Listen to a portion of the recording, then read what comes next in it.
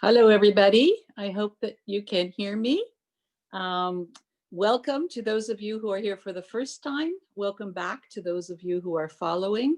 Today will be the second in our series of extraordinary women presented by the Women of Adath. I'm Randy Fine. Carol Weir and I are taking turns with this wonderful series. We are once again delighted that our speaker is Dr. Anna Urowitz Freudenstein. We have permission to call her Anna. She is a most accomplished woman. I'm not going to go through her whole intro again. She now works out of chat. She has done many things. She is extremely capable and extremely wonderful to listen to. For those of you who had the opportunity last week, you'll know that. For those of you here for the first time, you're in for a treat. So without further ado, a couple of housekeeping things. If you would like to submit a question, and we would really like to have your questions, please use the Q&A button that is on your screen. For some people, it's under the picture. For some people, it's on the top, but it says Q&A. So you could just write down your question there. And then about halfway through Anna's presentation, we're going to take a little break, and I will be happy to put your questions forward, and Anna will be happy to answer them. And then we'll do a similar thing at the end. Anna will come back, finish her presentation, and then we'll take questions again.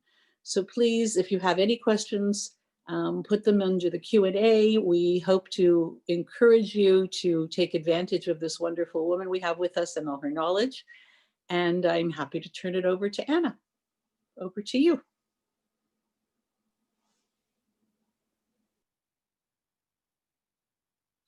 Thank you. Thank you for that wonderful introduction. And I'm so happy to be back here. Well, here, I'm still in my study at home, but to be with you again today to hopefully bring some interesting things to think about and some Torah to our days. So today's topic, I guess, kind of has a scintillating title. We called it Two Tamars. Tamar is the name of a woman, in this case, two women. Two non-G-rated stories in the Bible. So these are ones that you might have skipped if you went to Hebrew school or even Jewish day school, because, you know, they might have felt that the stories were a little bit too sensitive to the young and naive ears that you might have had at that time. But we're all grown now. And these are important stories to discuss about women and women in biblical times. And of course, they are our ancestors. So if you thought that title was scintillating, in rethinking and my presentation to you today, because when I was originally in conversation with people at Adath Israel, or the women of Adath, we had envisioned this as a more intimate, smaller group where there would be more discussion, which I very much had looked forward to. Now we're very blessed to have so many people on the screen that we can't have too much discussion, although hopefully some time for questions, as Randy mentioned. We're definitely time for questions, as Randy mentioned. So I'm kind of, in rethinking my topic a little bit, we're still doing the non-G-rated stories devoted to these two women, both named Tamar.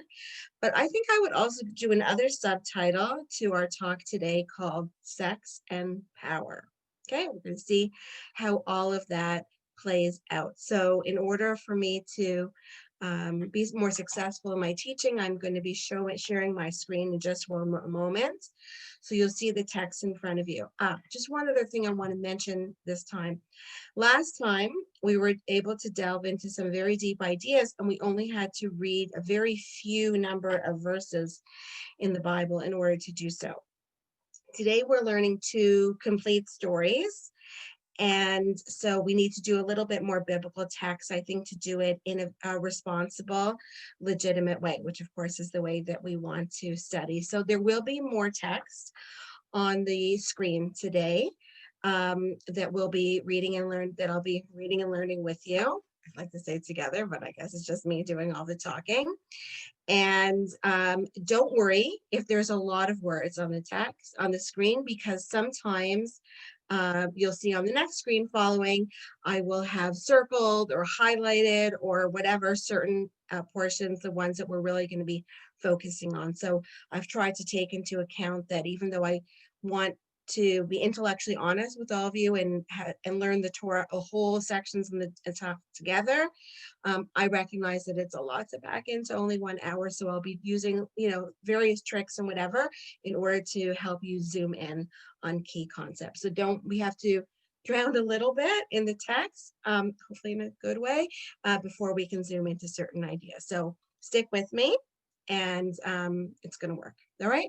So we're going to share the screen, take some moment and start the presentation. Wonderful. All right. So 2 Tamars, as I said, this is our original title. And next, here's our new subtitle, Sex and Power. Now, Tamar number 1. I have to point out that it's a wonderful coincidence that both stories today have a female main character named Tamar. That being said, well, we will make a connection at the end between the 2 stories, thematically perhaps, and maybe even in terms of storyline. However, the name, well, to a certain extent, not completely, but we'll make some connections. But the name is a coincidence. This Tamar is not connected to the next Tamar in terms of name. So for our purposes now, we're doing them in chronological order. We're starting with the book of Genesis, Sefer Bereshit.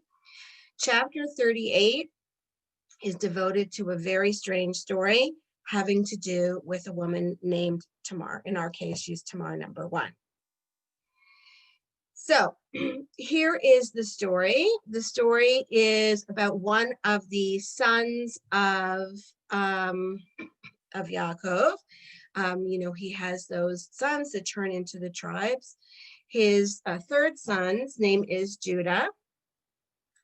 And at that point, it seems like Judah, at this point in the story in chapter 38, that he left his brothers and went and saw a certain Canaanite woman. Remember, there weren't a lot of Jewish women at the time, or even Israelite women. And it was quite common in those days to marry certain acceptable non-Jewish women, non-Israelite women. He married her and cohabitated with her, okay? And just so you should know, the fact that she's Canaanite at this point now kind of falls out of the story. That does not become important. So what happens next is they got married, she conceived and bore a son, and he named him Okay, these are kind of names that aren't necessarily familiar to our ears. He ends up having 3 sons. She conceived again, bore a second son named Onan, and then a third son named Shelah. Okay, and this gives the location where he was born. So we have Judah, his wife, and 3 sons. Now, the firstborn, his name was and it was time for him to get married. And Judah got a wife for him named Tamar. This is our first Tamar. But apparently he did something bad. We don't know exactly what it is, but he did something bad. And as sometimes happens in the time of the Torah, especially, God was mad at him, and then actually God took his life. So has now died. Okay, so we have 2 remaining brothers and 1 widowed daughter-in-law. Then Judah said to Onan, son number 2, join with your brother's wife and do your duty by her as a brother-in-law and provide offspring for your brother. So you see, I've put this in bold. That means it's important and a little bit technical. So we're going to go to the next screen to learn more about this. The reference here about doing your job or your duty, as a brother-in-law is a very specific type of duty in specific situations. In Hebrew, we call this yibum, as you can see here at the top. There's a word for it in English also called a Levite marriage. Now, this is a law, a specific type of marriage law in Judaism that exists in the Tanakh, but in very different formats. The legalistic way that this is the legalistic way that this is presented in the Bible occurs later on in our story in the 5th book of the Torah, namely the book of Deuteronomy. So we have to wait until then, Deuteronomy 25, and I didn't give the quotation for you here, but I can summarize it for you, to hear the legalistic aspects of this particular type of marriage law situation in Judaism. That is, according to biblical law and reinforced later by the rabbis, that if someone is married, if a man is married and dies before he has children, his widow, then is married or is married to or married off to his brother-in-law. The purpose of that, according to the basic rabbinic text, is to ensure that that dead brother does not disappear completely from kind of the family genealogy, and that he will have offspring, most hopefully a son for their purposes, hopefully a son. And so then that son would be able to carry on the name and also any inheritances for the dead brother. This marriage is called yibum. If it sounds complicated, it is. And that's why there's an entire book, an entire tractate in the Talmud called Yevamot, which is about all the technical aspects of this particular type of marriage. Now, of course, number one that comes to people's minds is, what if that second brother is already married? Well, in biblical times, that wouldn't matter because, of course, in biblical times and even later in some Jewish communities, you can have more than one wife. So that solves that particular problem. Another problem, though, is that we also learn later on in the Torah, in the book of Vayikra, that in fact, a regular situation where there's a regular brother-in-law and sister-in-law, perhaps there had been a divorce, or perhaps there was a widowed situation, but there had been children, so there was no purpose for the Levite marriage, that in fact, if those two people are now single, that they're actually forbidden from marrying each other. So anyway, a lot of technical details. Also technical is that this law clearly developed over time, because we have a version of it, as we're going to hear already. We're hearing a hint of it here in this story. Some of you might be also familiar in terms of the book of Ruth, which we will probably mention at the end of today's class as well, Megillat Ruth that's read on Shavuot, that there also is a kind of a Levirate marriage where Ruth comes back to Israel with her mother-in-law Naomi and has to marry someone from her dead husband's family. Okay, it's not an exact situation as we understand it, later understood by the rabbis, but it's somehow related to this concept of instating the dead brother's name in the community. Now, as you can see here on this slide, the custom was also known amongst the Assyrians and Hittites. So this is not a particularly Jewish custom. There's also some tribes in Sudan, I believe, and other parts of Africa that have a similar type of situation. So we need to just pause for a minute here before we get into more details of the story and just think a little bit about the society at the time, how this particular practice might have played out. Many times you can, and I would argue, you could actually look at it from two different perspectives. One is that the reason for the Levirate marriage is to perpetuate the name of the deceased brother, and also if there is inheritance coming to him, when his father dies, then the inheritance, and in this case, it would most likely be land or tribal land eventually, would stay in the brothers, would stay in the family, in that it would be passed along through the brother's line. So what we're talking about here has to do with genealogy and bloodline, but also has to do with money and inheritance. So that's one way of looking at it. There's another way of looking at it, though, especially of interest to me if we're talking about women, is in terms of the women's place in society. What we have in this situation is a widowed, presumably a young widowed woman, excuse me, with no children. She is no longer living in her father's household because she has been married off into this new household. She moves in with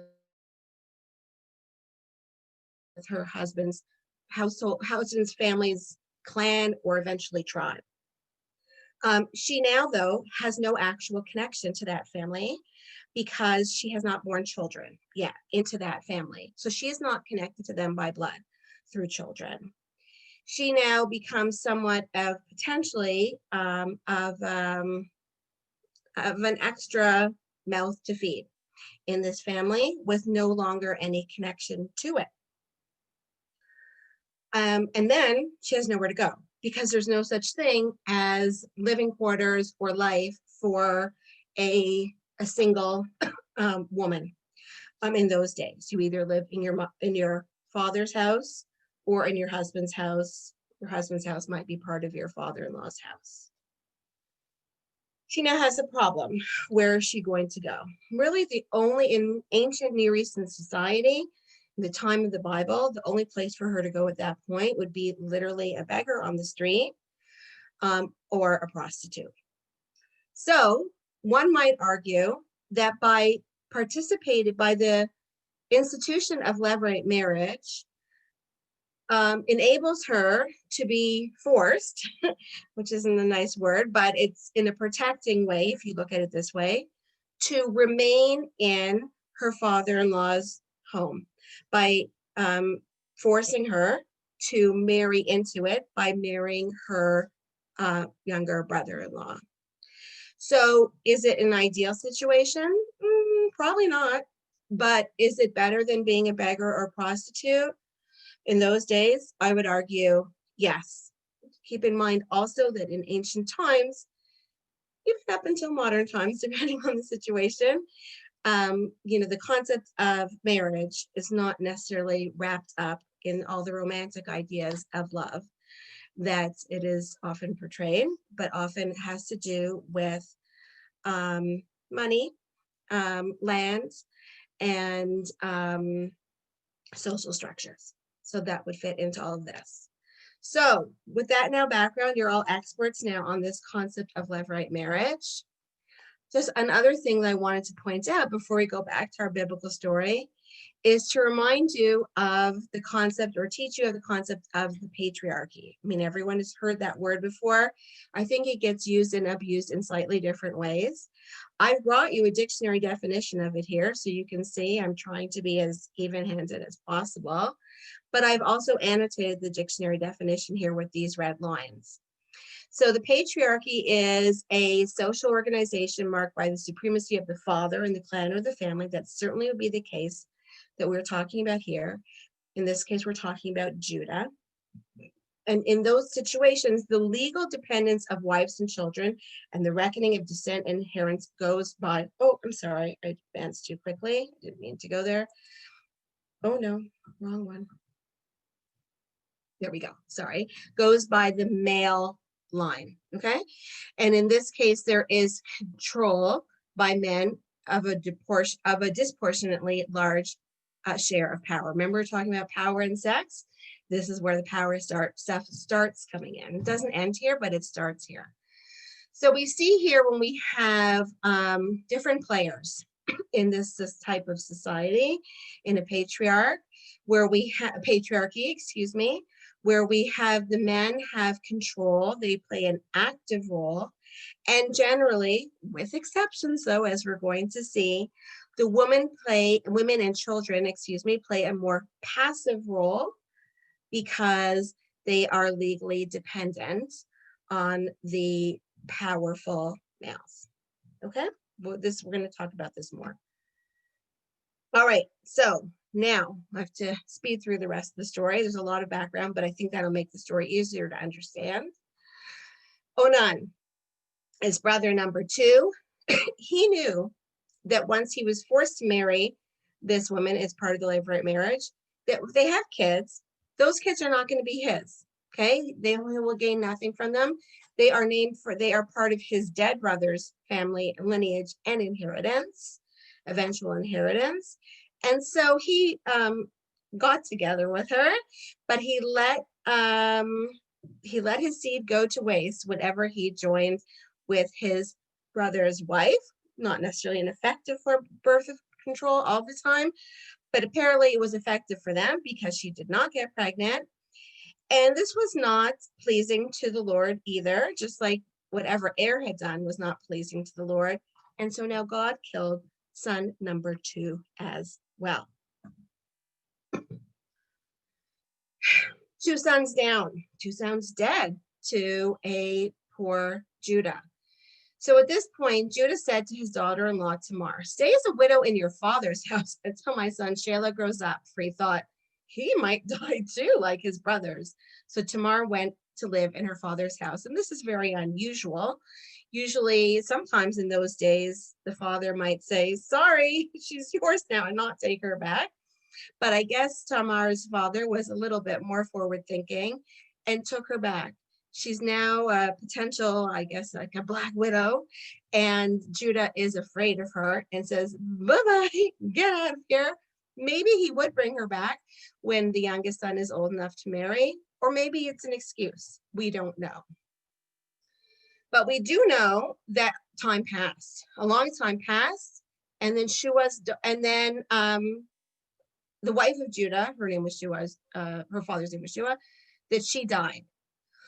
When his period of mourning was over, Judah went up to Timnah to his sheep shearers together with his friend Hira, the Adulamite. So basically, his wife died. He's gone through his period of mourning, and now he's going to kind of party it up. Okay, sheep shearing is a time for gathering, a time for celebration, a kind of happiness. His period of mourning is over. Tamar was told about this, and so she obviously hatched a very detailed plan. She took off her widow's clothing, covered her face with a veil, and wrapping herself up, sat down at the entrance to Onan, which is on the road to Timnah, for she saw that Shelah was grown up, but she hadn't been brought back to be made his wife. When Judah saw her sitting by the side of the road, he thought she was a harlot, a prostitute, for she had covered her face. I guess that's what prostitutes did at the time. Here's a painting, by the way, done by someone from the school of Rembrandt, their medieval imagining of it. So, he's gone through his period of mourning. He's looking at a party it up here in Timnah. And he says to this woman he thinks is a prostitute, "Let me sleep with you." For he did not know it was his daughter-in-law. "What will you pay me for sleeping with me?" She says. She's a prostitute. She's going to get paid. He said, "Well, I'll send you a kid, like a baby goat from my flock. I don't have the cash on me. I'll send it to you." She says, "Well, okay, but you have to leave me a pledge that you've sent it. Give me a deposit, that I know that you're going to send the money." He says, "What should I give you?" And she said, "Your seal and your cord and the staff that you carry." These were very particular identifying marks. I mean, they were, accessories, but they would have been particular only to him. And he's, ready to see this prostitute. So he's, I guess, giving up whatever she says. And he gave them to her. He slept with her. And at this point, she got pregnant. Okay. She went on her way. She took off her veil. She didn't stay a prostitute forever. And now she's back to being a widow again. Now, apparently Judah, even though he goes to see prostitutes, he's a kind of an ethical guy. He wants to pay the prostitute. Maybe he wants his sign and his seal back. He tries to find her again and pay her so he can get his stuff back. But people say, "What are you talking about? There's no prostitute here," because there wasn't one regularly. It was a very special circumstance. Judah said, "Well, okay, fine. I'm not going to, fight this battle. She has to keep my stuff and I'll keep my kid, lest we become like baby goat, lest we become a laughing stock. I tried to pay her. We couldn't find her. Let's just forget about the whole thing." But then 3 months later, Tamar must have started to look different because she started to show. And everyone saw that she was pregnant. And she's still officially connected to the house of Judah.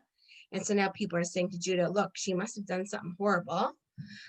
You should treat her like a harlot. Oh, I've run over time. Let me finish the story, and then I'm going to take the questions in a minute. Okay, I'm almost there. And when he was threatened to punish her, as her father-in-law would have been the patriarch in charge of her family, her clan, she sent a message saying, I'm with child with the man to whom these belong. And she added, examine these. Whose seal and cord and staff are these? Remember this stuff? This is yours. And he said, she is more in the right than I, inasmuch as I did not give her to my son, Shelah, and he was not intimate with her again. He did not establish a relationship with her. This was a one-time deal. And in the end, it turns out she's pregnant with twins, and we'll see the twins' names are Peretz and Zerach. Okay, so I know there's questions. I'm just going to show you a visual of that, what we just did. Okay, here's the family. Here's Tamar joining the family. Oh no, first son dies. Here's Tamar paired up with Onan. Oh no, Onan dies. Where does Tamar fit in? Where does she fit into the family now? Oh, now the wife dies, mother-in-law. Should Tamar fall into that category? Should she be moved up there to somehow be involved in continuing the family line? Yeah, I guess she does. And she has two kids here named Peretz and Zerah. So she ends up continuing not Er's line, but she continues Judah's family line. She just jumps up a generation in order to do so. And this was very much her plan to do so. And this is the twist about sex and power. I told you that Judah had the power in the family. He did originally in a patriarchal society, but Tamar used her ability to control her sexuality by acting as the prostitute in a very pointed way, at a very specific time with a very specific person, to put herself back in the family. Not only does she now continue the family line for Er via his father, but she has now cemented herself into Judah's clan and family. Okay, I'm ready to take questions.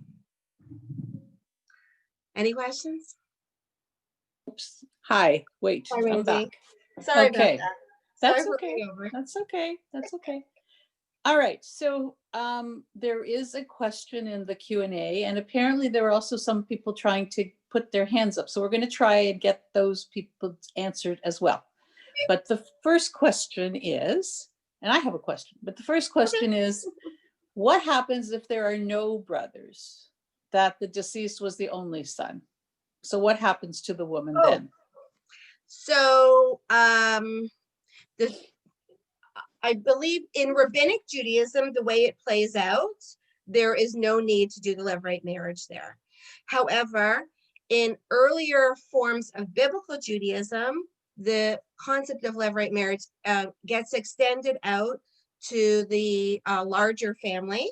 And the example that we see of that is in the book of Ruth, where Boaz, who Ruth eventually marries, and he is considered to be the Levir in that case, the Yavam, that he is an extended family, male family member, not a brother-in-law. And actually there's another one there also called Ploni Almoni, who first has like a closer degree of relationship that would be the first choice for the Levir, but then Boaz becomes the second choice. But that does not play out, as far as I know, in rabbinic Judaism. Okay. I'm trying to follow this too. So my question, first of all, I have to tell you that Sandy said she doesn't have a question, but she finds it's a very juicy story. Good. And I'm going to get to the other one, but I'm a little confused. So Tamar pretended to be a prostitute. She did this on purpose. Is that what you're saying? Definitely. Or that's what the story says? Right. Well, of course, we only know the story as it's, related to us by the biblical narrator, how it's come down.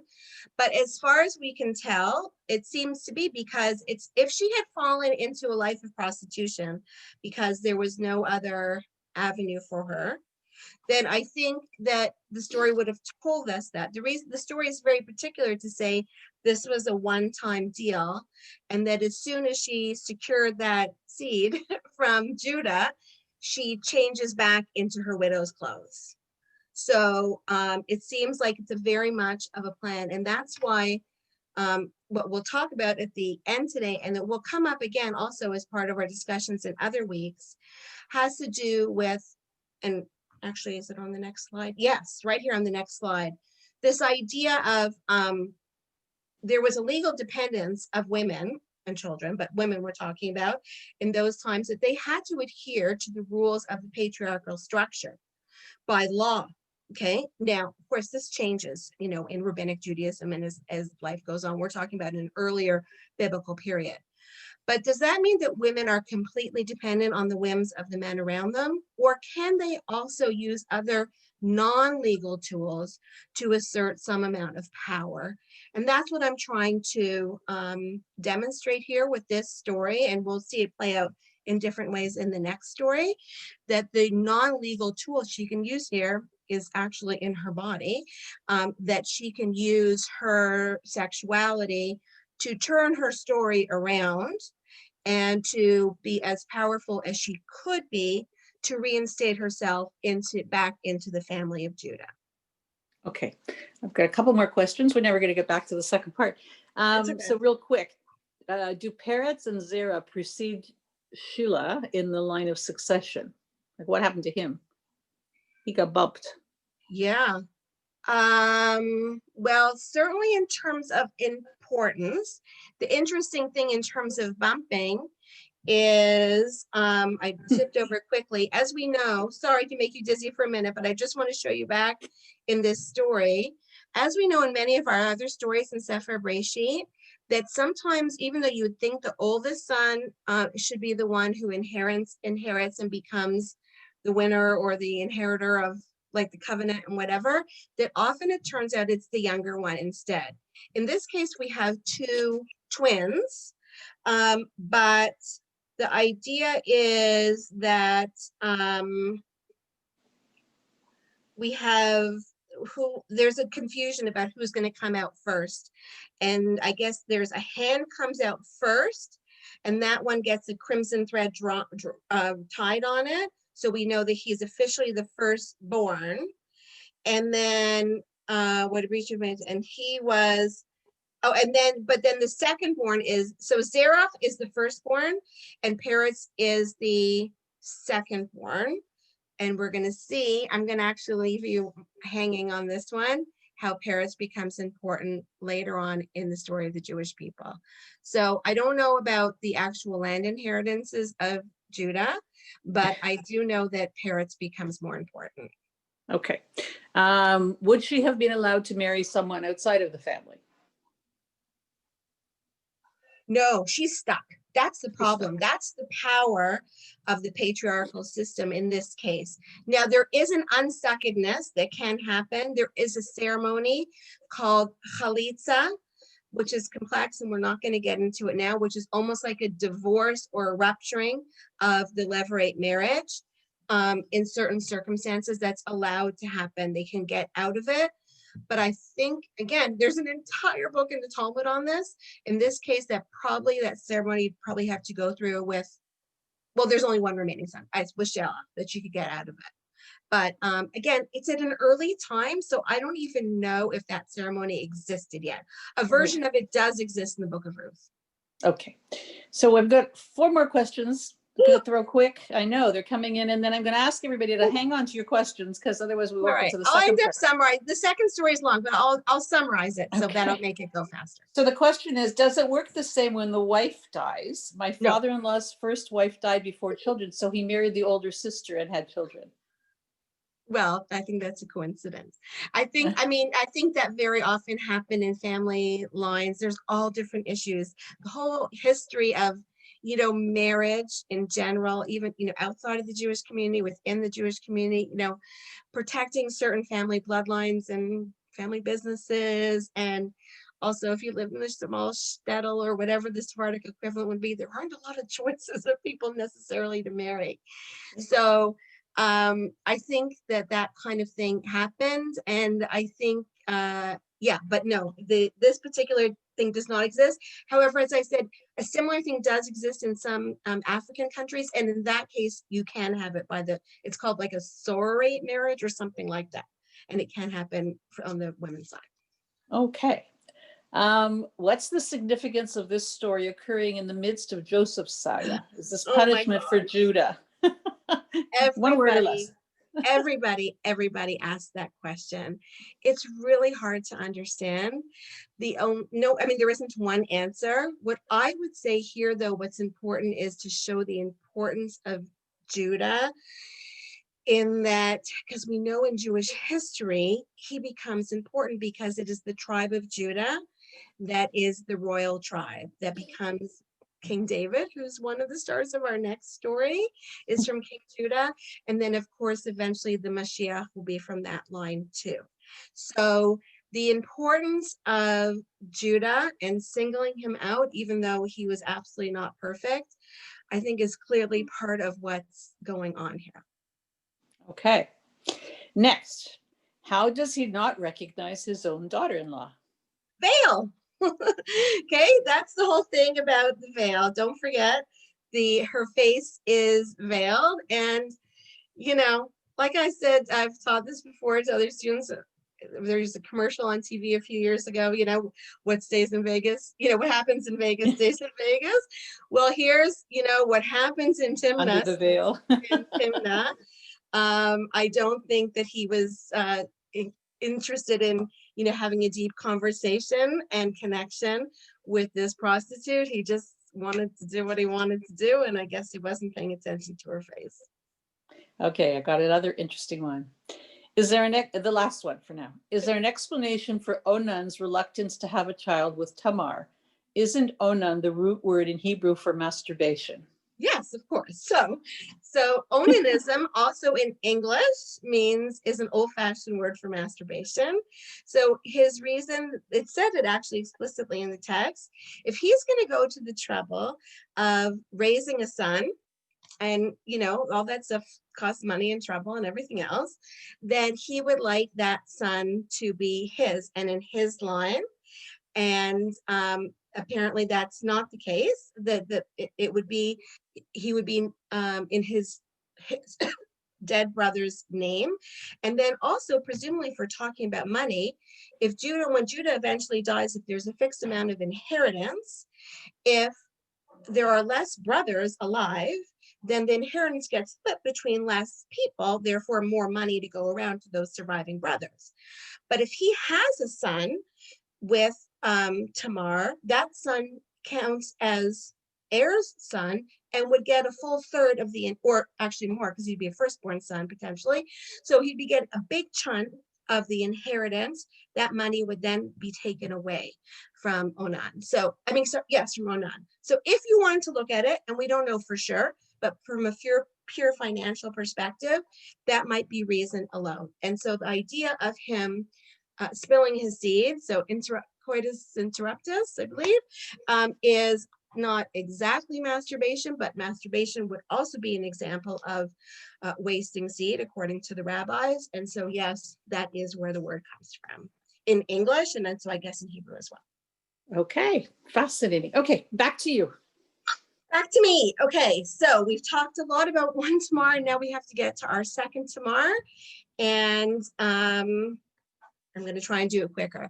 This one has some players in the story that you might be familiar with. Certainly King David, right? David, Melech Israel, right? Everyone knows King David. King David has a very complex family because he's got a lot of wives. So don't worry, there's no test. You don't need to memorize his family tree.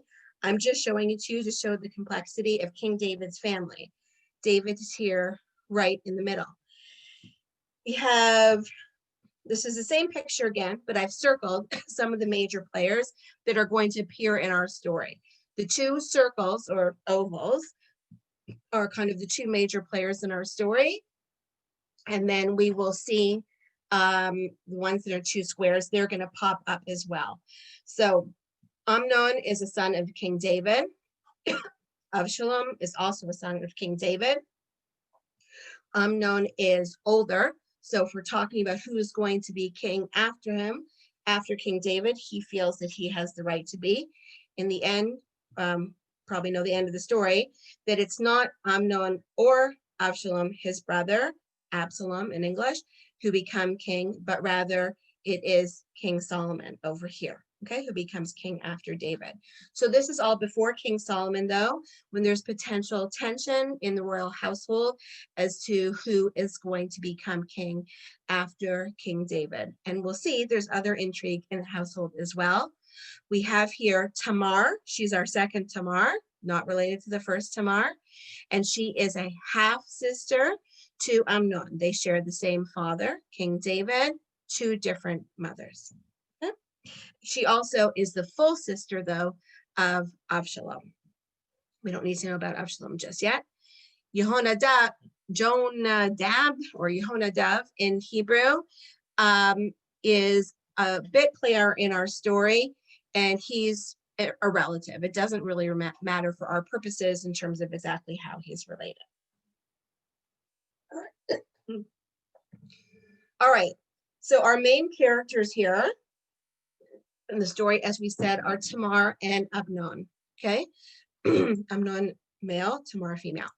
Amnon was so distraught, Absalom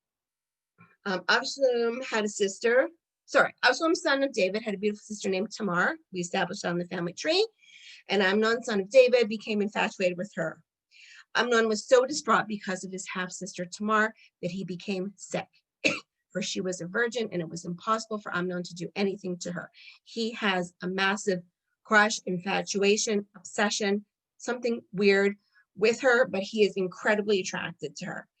So he goes to basically his wingman, his friend, who's his relative also, Jonadab, and he kind of spills out his heart to him. He sees that he's upset. He sees that Amnon's upset. And he says to him, why are you so dejected, Prince? So every day, morning after morning, tell me. So Amnon admits to him, I'm in love with my sister, with Tamar, the sister of my brother Absalom. So now Jonadab hatches a plan for him.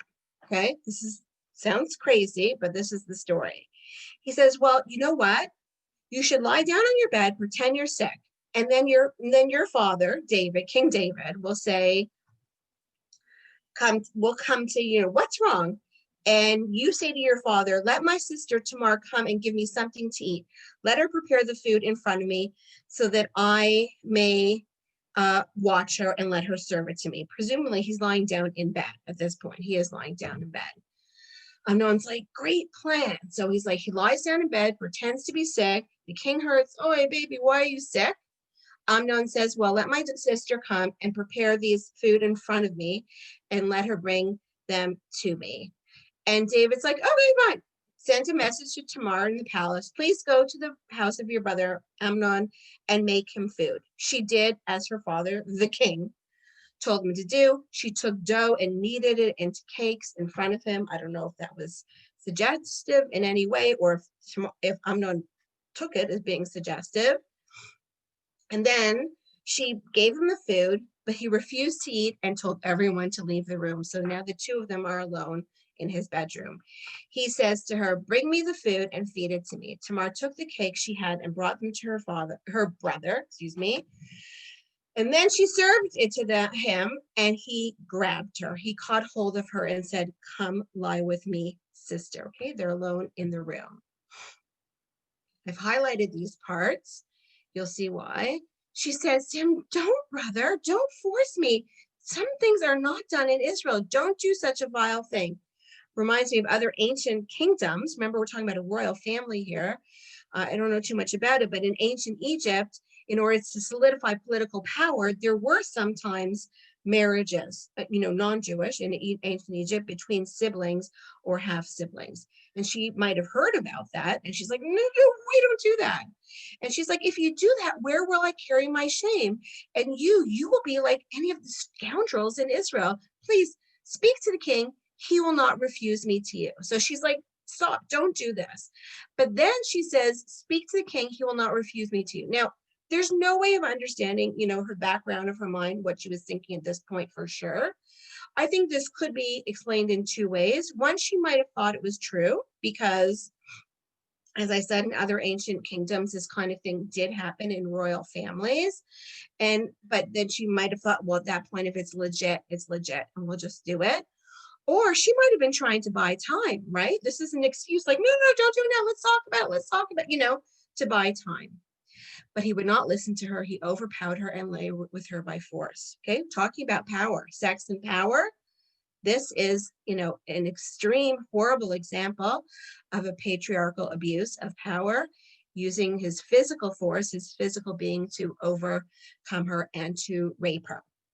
Now, the story gets even weirder. At that point, Amnon felt a great loathing for her.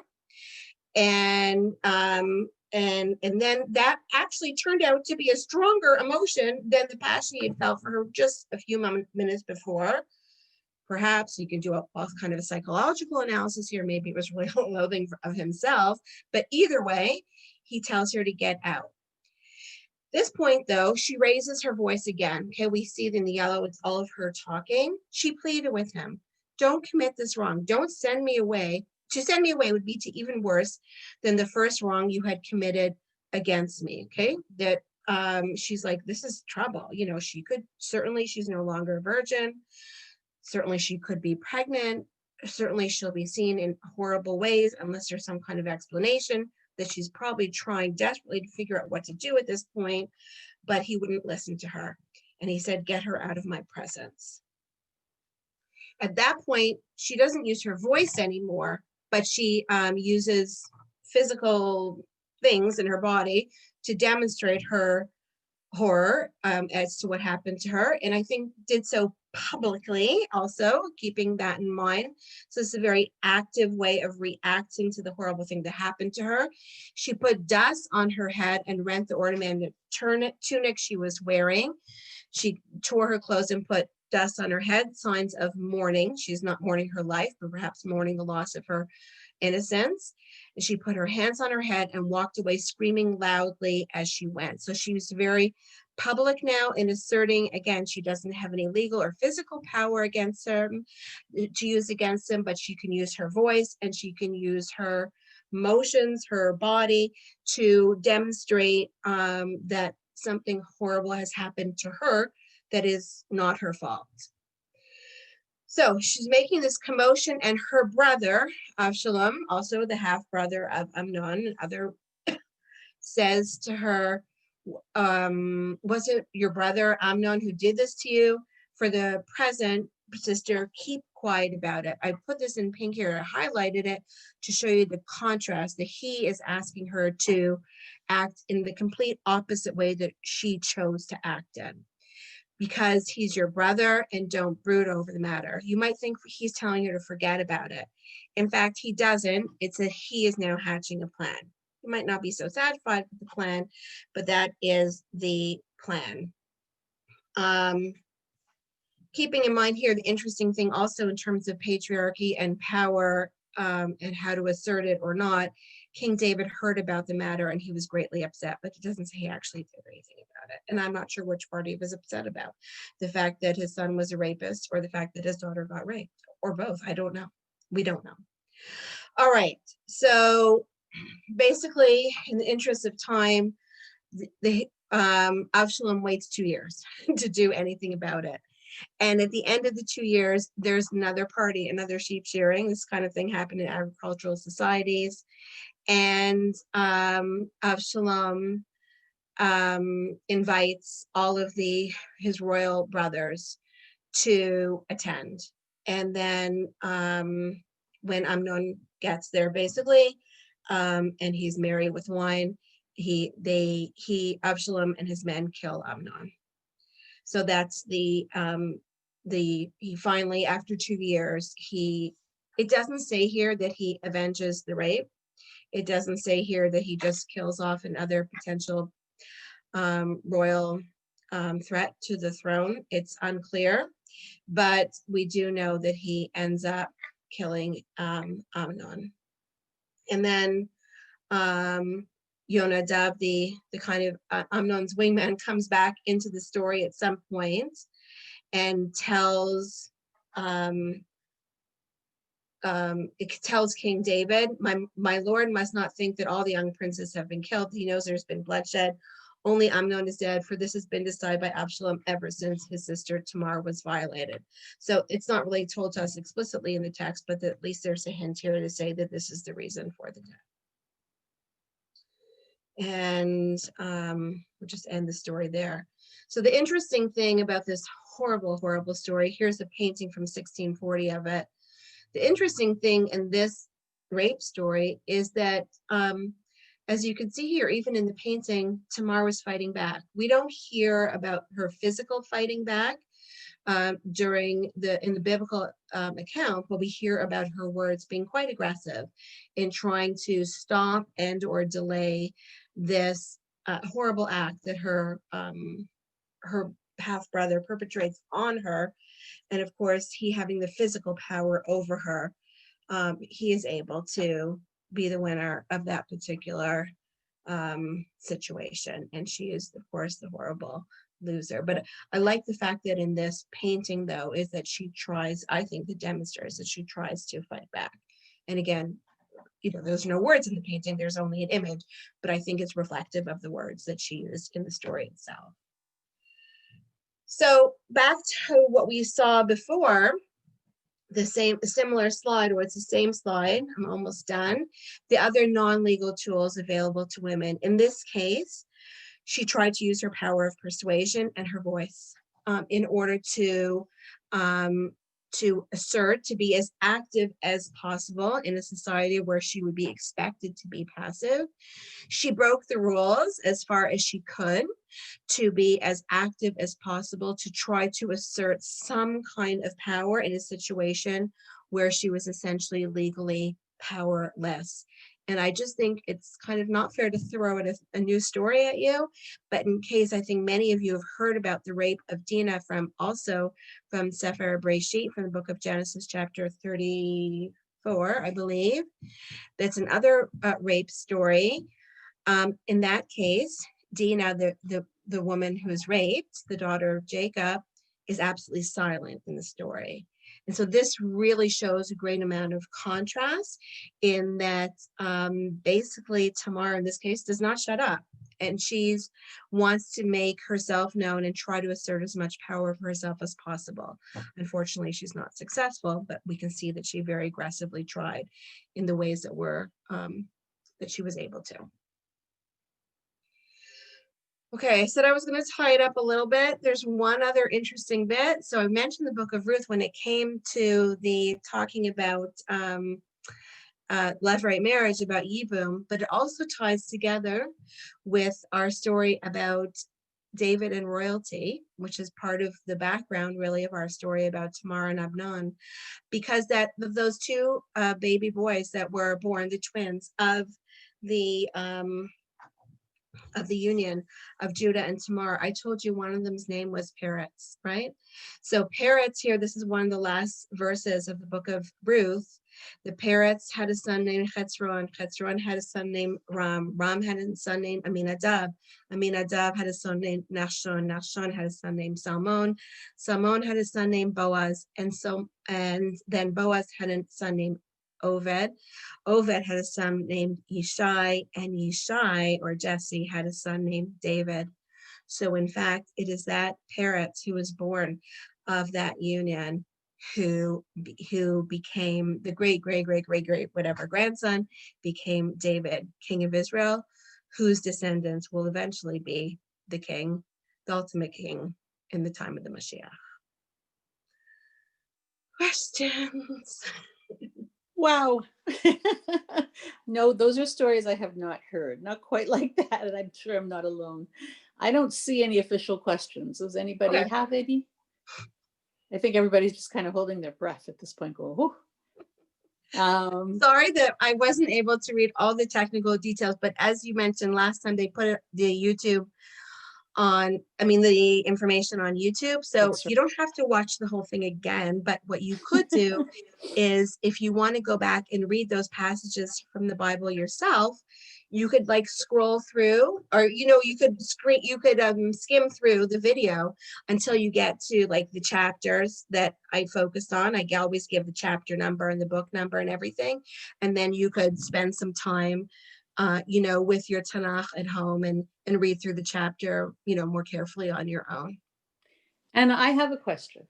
Please. Do you think that these, or you know, because you're involved in chat at least, Yeah. Are these stories now being taught, or are they still being avoided when we teach younger people? So the story of Tamar, the first Tamar, is still avoided. Actually, no, I take it back. Both stories are avoided, except for at the Toronto Heschel School. The Toronto Heschel School, I know this from my students, they do not shy away, or at least in the past, from the more difficult aspects, and they tackle them. Hopefully, I think they only have the kids up through junior high, so when the kids are a little bit older. For the most part, though, I teach, I actually created and teach a course at Chat for over the last number of years called Gender and Judaism. That's a grade 12 course. They have options for their Jewish studies courses in grade 12. So it's an option that some kids take. And usually the kids, they hear these stories for the first time in that class, except for the Heschel kids, or some kids who are regular shul goers. They would have heard, well, not the Unknown and Tamar story, but the first Tamar story they would have heard as part of like a regular Parshat Shavua. Right. Like it depends on their family and shul going and stuff like that. Okay. And another question, which is I think a great one, because I love the use of your art. It's so indicative. Someone is asking, Jeff is asking, can you recommend a book which pairs the biblical stories and characters with art? I can't, but there is a website that I keep finding and losing, and that's really what I end up using. I just do it for this because I love art. I don't understand, unfortunately, or know too much about it, but I think for this it's nice to have a visual other than just the words and seeing my face. So I will try, if I can, to remember that for next time. That particular website that I've used before is a Christian website, but most of these paintings are Christian anyway. And it goes through biblical verses, and it has links on the web for paintings that are related to biblical verses. Well, so it's very cool. So I have to find it again. Okay. So I hopefully will remember to, and then I'd be more than happy to share it with you. Terrific. Another question.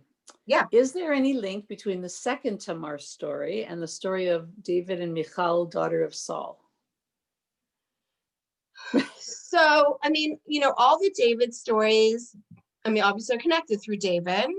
All stories of, royal intrigue and, whose wife ends up being most important in terms of, it's not so important the wife, but what's important is who her son will be if he can eventually be the king of Israel. So we know that it turns out to be Solomon, but of course they didn't know that.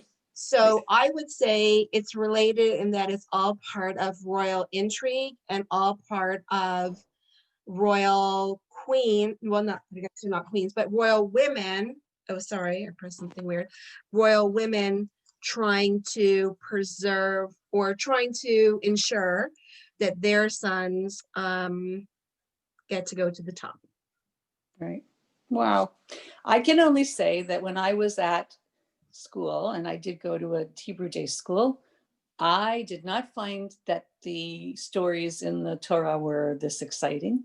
I have since learned that there could have been much more interesting ways of learning it. Right. This is very interesting. And of course, as adults, to be able to have the opportunities. So really, I don't know if that's another question. No. Okay. So I'm going to leave it at that. I'm going to really thank you. This is very exciting. And I think all of us, I'm sure, have really appreciated what you have taught us today. And I bet a whole bunch of us are going to go looking at reading more stories. Good. One more question popped up. Okay. Oh, somebody just said Tanya. Wow, this is amazingly eye-opening and entertaining. And I think that says it for all of us. So thank you so much, Anna. We really, really appreciate it. And just so everybody knows, tune in, same time, same channel next week when the topic is, I forget. The topic is wonderful, I'm sure. Is it the 2 military women? I don't Sure, remember. yes, I think so. Whatever, it'll be fabulous. Okay, it's it going to be more cool women from our more cool women history. And I mean, look, I think they're amazing stories, but I can say this because I'm teaching it in a shul atmosphere rather than like in a university or whatever. Like, these are our stories, you know, men and women here, right? And so, you know, we can be sometimes feel, you know, sad about maybe how certain things transpired in the past, but also hopefully learn lessons from them. And hopefully, when I was talking about this idea of power, the idea is that within a traditional patriarchal system, if the men, you know, were potentially trying to keep the women down in these stories, and in our 2 stories in different ways, but in the only ways they had, we have women that really were trying to help themselves and to assert whatever power they could in ways that were available to them. So I'm excited by that, and I hope that it can provide inspiration, uplift for people. I think that there are still women trying to do that. I think we can say that. Yes, well, it's and an many are ongoing succeeding. story. That's It's an ongoing story. An ongoing story. Thank you so much, Anna. Just for everybody else, a little reminder, if anybody doesn't know or, you know, has forgotten, tonight we have another program. We're very busy. Another Women of Adath sponsored program, which is Good Friends, Good Food program, in which we have invited people to order food from kosher caterer or kosher restaurant or from your own fridge, and to join us for some very different kind of discussion, a little bit lighthearted exploration of one of the southern places that some of us would love to be right now. Tonight we're going to go to Palm Springs. So if anybody's interested, go on the website, come join us, put on your hat, bring a nice drink, whatever. That's at 6:30 tonight, I think. I think it's at 6:30 tonight, but it'll be on the website. And hope to see you there and hope to see you again next week. Be well, everybody. Take care. Bye-bye. Bye, Anna. Thank you. Bye.